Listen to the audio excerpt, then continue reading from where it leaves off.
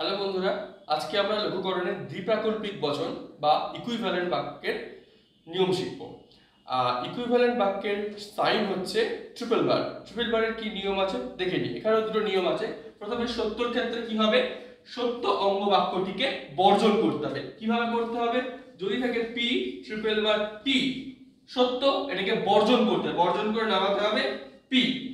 আবার যদি থাকে টি ট্রিপল বার পি, সেক্ষেত্রেও সত্যটাকে বর্জন করতে হবে, পিটাকে নামিয়ে নিতে হবে। হয়ে গেল।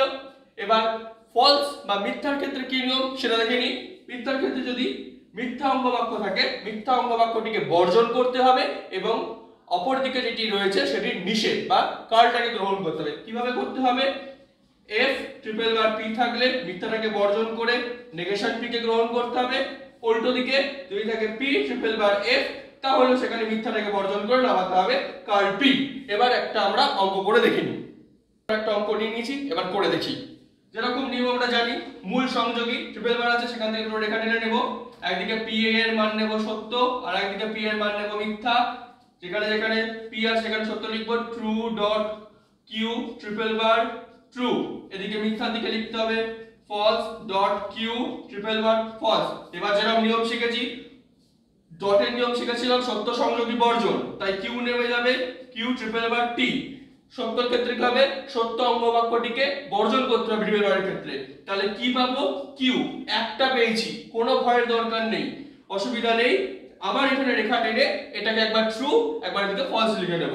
এদিকে ট্রু এদিকে ফলস, হয়ে গেল দিককার কাজ।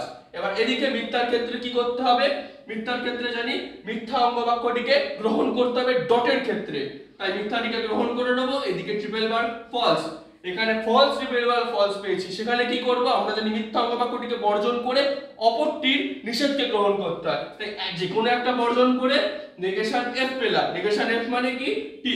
দেখুন আমরা এখানে পেয়ে গেছি ট্রু ফলস মিশিয়ে, তাই এই বাক্যাকারটির সত্য মূল্য আপত্তিক। আমরা লঘুকরণের প্রত্যেক কটা নিয়ম শেষ করলাম। আশা করি ভিডিওটি ভালো লেগেছে। অবশ্যই অসুবিধা থাকলে কমেন্ট করবেন, লাইক করবেন, সাবস্ক্রাইব করবেন অবশ্যই আমাদের পেজটিকে। আর এরকম আরো ভিডিও দেখতে অবশ্যই আমাদের সাথে যুক্ত হন।